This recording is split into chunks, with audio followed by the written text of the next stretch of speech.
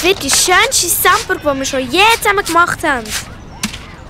Ja, schau, ich mache noch schöne Türen mit dem Kübeli da oben drauf. Und gross müssen sie werden. Ich möchte sie noch grösser machen, als die Mia ist.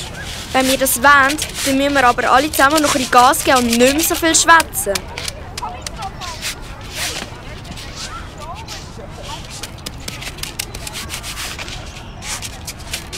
Du, Mia, wieso schaffst du jetzt plötzlich nicht mehr? Hast du nicht gerade vorher gemeint, wir müssen alle noch ein bisschen vorwärts machen?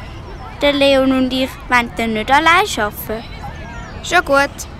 Schaut doch mal dort hin, wer da kommt. Wo? Wer hast du gesehen? Ja, dort hin. Schaut doch. Oh nein, nicht schon wieder. Das ist doch der Josi. Ja, genau der. Er will doch immer mit uns mitspielen.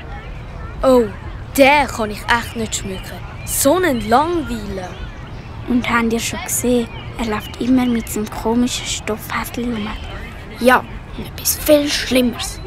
Habt ihr schon gewusst, dass er nicht einmal weiss, wer sein Papi ist? Nein, echt? Ist das wahr? Hoi zusammen, was ist wahr? Puh, ja du. Die Mia hat uns gerade etwas erzählt. Nichts Wichtiges für dich. Aha. Ja, aber ihr macht eine schöne Sandburg. Darf ich auch mithelfen?